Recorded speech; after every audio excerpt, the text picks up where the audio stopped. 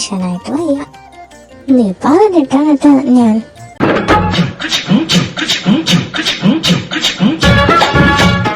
നീ എന്തിനാ ബേബി ഇങ്ങനെ ടെൻഷൻ അടിക്കുന്നേ? ടെൻഷൻ അടിക്കുന്ന എന്തിനാണോ? എടി ഞാൻ ചെക്കന്റെ മോന്ത കണ്ടിട്ടില്ലല്ലോ. സില്ലി ഗേൾ, അത് ഞാനല്ലേ നിനക്ക് പറഞ്ഞു തന്നത് ഈ ഐഡിയ? അവളുടെ ഒടുക്കത്തൊരു ഐഡിയ. വല്ല പൂങ്ങനുമാണോ എന്നെ കെട്ടാൻ വരുന്നേ? ഒന്ന് പോടിയാനോ. അല്ലു അർജുന്റെ വരൻ സിനിമയിൽ നടന്ന പോലെ ആദ്യമായി ചെക്കനെ കാണുമ്പോ നിന്റെ മുന്നിൽ സ്വർഗം താഴെ എത്തിയ പോലത്തെ ഒരു അനുഭൂതി ആയിരിക്കും. ഓം ശാന്തി ഓശാനിലെ പോലെ അടിവയറ്റി കുളിരും.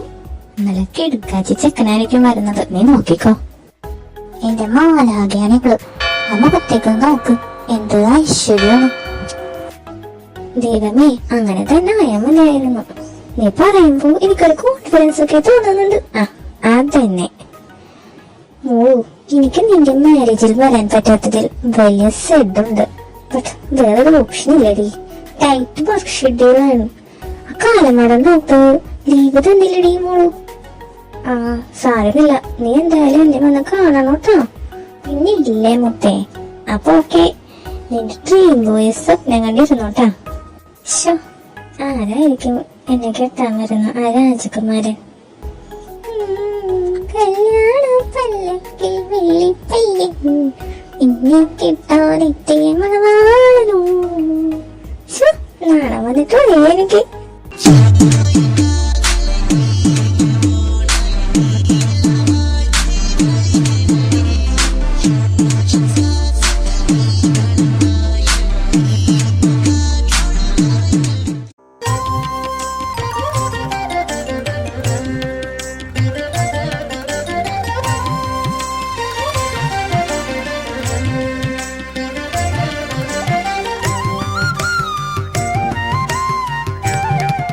എന്റെ രാജകുമാരനെ ഞാനൊന്ന് കണ്ണു നിറച്ച് കണ്ടോട്ടെ. കൊള്ളാം, നല്ല മസിലൊക്കെ ഉണ്ട്. പാട് പറഞ്ഞതുപോലെ കിടക്കാച്ച സാധനം. ഈ മാർഗം, ചുണ്ടിനടിയുടെ മാർഗം ഞാൻ എവിടെയോ നീ കാണണം. ആദ്യമായി ചെക്കനെ കാണുമ്പോ നിന്റെ മുന്നിൽ സ്വർഗം താഴെ എത്തിയ പോലത്തെ ഒരു അനുഭൂതി ആയിരിക്കും. നാലാക പിശാശി, കുട്ടി പിശാശിയുടെ ജീവിതം തുറക്കാനായിട്ട് കെട്ടിയെടുത്തോളും.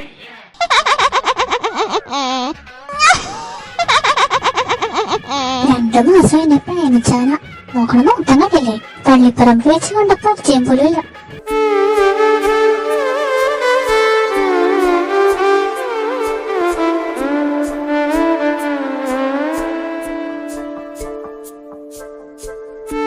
ഇങ്ങേരിത് എങ്ങോട്ടയോ ഓടുന്നേ? അവിടെ വല്ല ബിരിയാണിയും കൊടുക്കുന്നുണ്ടോ? ഇങ്ങേര് തുള്ളുന്നില്ലേ? പിന്നെ എന്തിനാണ് പാഞ്ഞു വന്നേ? ഓ, ചിലപ്പോ ഈശ്വരവാദിയായിരിക്കും. എന്റെ പൊന്നു കുഞ്ഞു കൃഷ്ണ, ഇത്രയും ദിവസം അമ്പലത്തിൽ വരാതിരുന്നതിന്റെ ദേഷ്യം ഈ കല്യാണത്തിലൂടെ തീർക്കല്ലേ? എന്റെ ജീവിതത്തിലെ പ്രധാന വഴിത്തിരിവാണിത്. അത് ഏത് വഴിക്ക് തിരിയണം എന്നുള്ളത് നിന്റെ കയ്യില. ഞാനൊരു പാവല്ലേ? എന്റെ ഈ കൂറ സ്വഭാവം കണ്ട് ഇങ്ങനെ എന്നെ ചുമരി തേക്കാതെ നോക്കേണ്ടത് നിന്റെ ഉത്തരവാദിത്വമാണ്. അങ്ങനെ ശ്രീകോവിലിലെ ശ്രീകൃഷ്ണനെ സാക്ഷി നിർത്തിക്കൊണ്ട് അനിക എന്ന അനികശ്രീ സച്ചിൻ ദേവിന്റെ മാത്രമായിരിക്കുകയാണ്.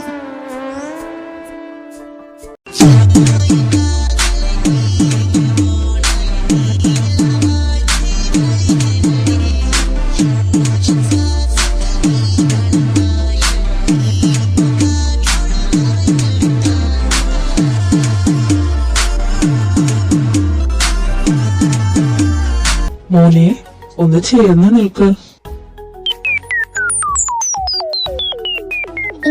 എന്തോന്ന് തെങ്ങിനെ എണ്ണെടുക്കുന്നു?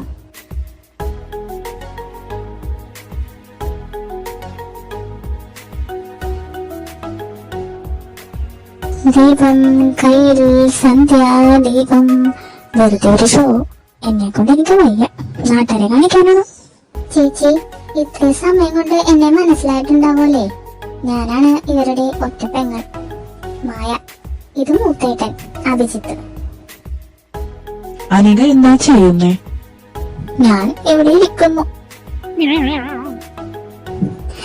അതല്ല ചേച്ചി, പഠിക്കുവാണെന്നാണ് കവി ഉദ്ദേശിച്ചത്. എന്ത് നിഗുഷ്ട മനസ്സാണ് ചേട്ടന്റെ. എന്റെ മുഖത്ത് നോക്കി പഠിത്തത്തെ പറ്റി ചോദിക്കാൻ ചേട്ടന് എങ്ങനെ മനസ്സ് വന്നു? പഠിത്തത്തെ പറ്റി ചോദിക്കുന്നത് തന്തൊക്കെ വിളിച്ച കളിയ ചേച്ചിക്ക്. അല്ലേ ചേച്ചി?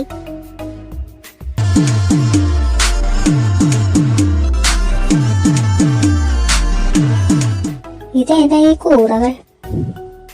ഇവിടുത്തെ അകന്ന ബന്ധത്തിലുള്ളതാ. സച്ചേട്ടന്റെ പുറകെ ഒലിപ്പിച്ച് നടക്കല ആ പെണ്ണിന് പണി. അതിന് കൂട്ട് ആ തള്ളയും. സച്ചേട്ടനെ കണ്ണെടുത്ത കണ്ടൂടാ രണ്ടിനെ.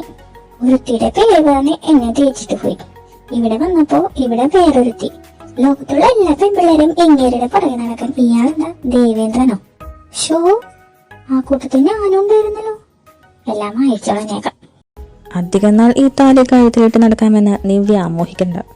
സച്ചി എന്റെയാണ്, ഈ കീർത്തിയുടെ മാത്രം. അയ്യോ, എനിക്കൊന്നും വേണ്ട ആ മാസം 50 പെരുപ്പിനിന്റെ സച്ചിയേട്ടനെ. ചേച്ചി തന്നെ എടുത്തു. മൊത്തമായിട്ടോ കഷ്ണം മുറിച്ചു, എങ്ങനെ വേണേലും.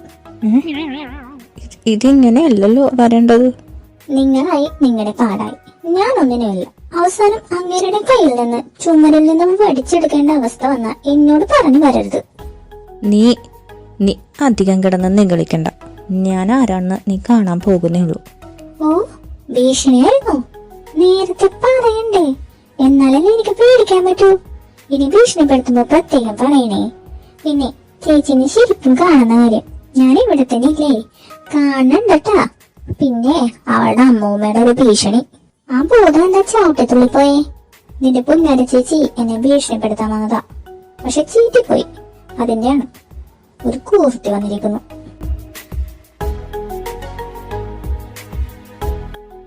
നീ എങ്ങോട്ടാ? ഓഫീസിൽ.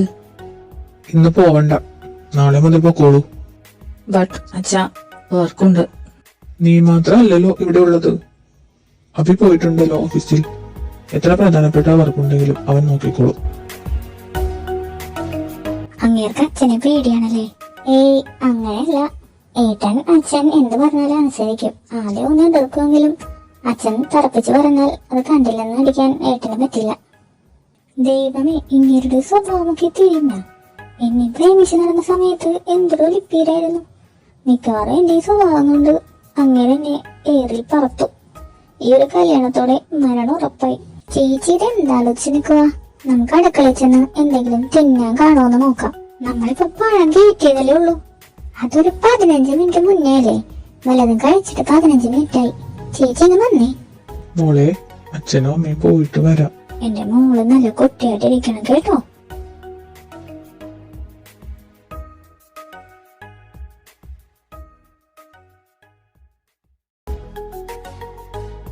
എടി, നിന്റെ ഏട്ടന് ഫുഡൊന്നും വേണ്ടേ? എപ്പോ കയറിയിരിക്കാൻ തുടങ്ങിയതാണ് ആ റൂമിൽ. അങ്ങനെ അതിനകത്ത് അടയിരിക്കുന്നുണ്ടോ? ആവോ, ഏട്ടൻ ഒറ്റക്കാൻ കഴിക്കാറ്. എനിക്കറിയില്ല എന്താന്ന്.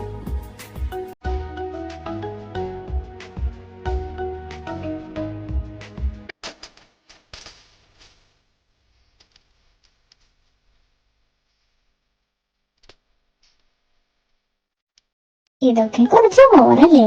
ഒരു ഓറുമില്ല. കാണാൻ കുറച്ച് മെനയൊക്കെ ഉണ്ട്. മോളെ, ആ പാല് അവിടെ അടുക്കള വെച്ചിട്ടുണ്ട്, അതെടുത്തോ.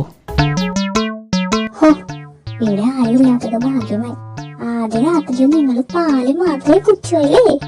ഇന്ന് നിങ്ങളുടെ സ്പെഷ്യൽ 100 ചെറുനാരങ്ങളുടെ ശക്തിയുള്ള പാല് കുടിച്ച് സുഖമായി പാത്രമേ കിടന്നു തുടങ്ങിയാൽ മതി കേട്ടോ.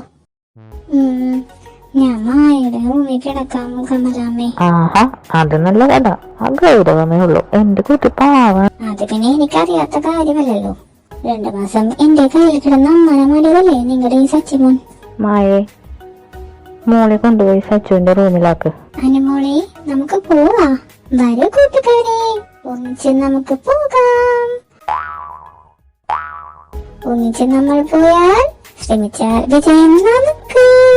നമ്മൾ എങ്ങോട്ടാ പോകുന്നേ? അനുമോളുടെ ഫസ്റ്റ് നൈറ്റിനെ. നമ്മൾ എങ്ങോട്ടാ പോകുന്നേ? അനുമോളുടെ ഫസ്റ്റ് നൈറ്റിനെ. അപ്പോ ആയുഷ് ഭവാനി ചേച്ചി നമഃ. എന്ത് ഭവാനി ചേച്ചിയോ? ആ, അതങ്ങനൊക്കെയാണ്. എന്തെങ്കിലും നടന്ന രാവിലെ ഒന്ന് പറഞ്ഞു തന്നാ മതി കേട്ടാ. മായ പറഞ്ഞ പോലെ വലിയ റൂമാണല്ലോ.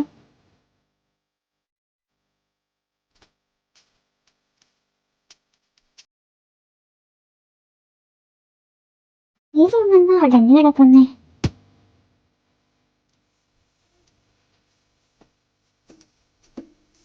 അല്ല, ഇങ്ങനെ തന്നെ ഇങ്ങനെ അടിമുടി നോക്കുന്നു. എന്തെങ്കിലും കുഴപ്പമുണ്ടോ?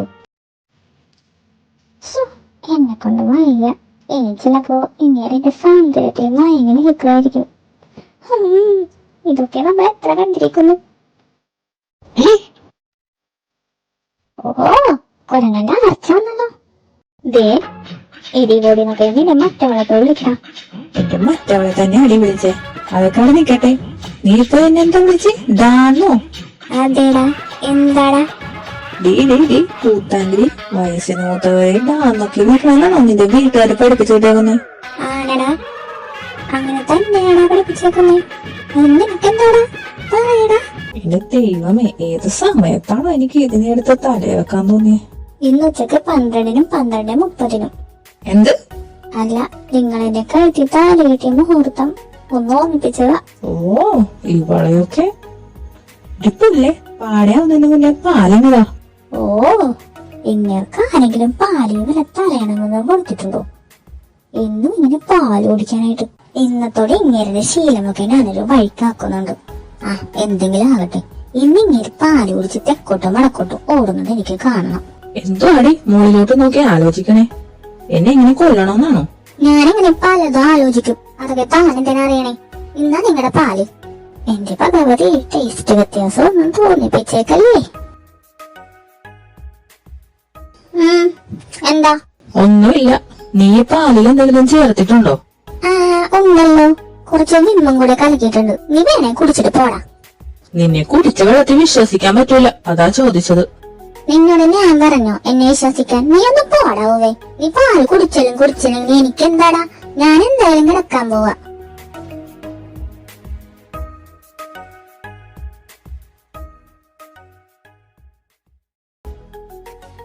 അയ്യടാ, ഒറ്റ വലി കണ്ണാക്കിലോട്ട് തള്ളി പാലി. അയ്യമ്മ, ഇന്ന് ഞാനൊരു കലക്കും. ഓ, കുറെ ആയല്ലോ ഇവൻ കിടക്കാൻ തുടങ്ങിയിട്ട്. ഇവനെന്താ വയറിളകി ഓടാത്തെ?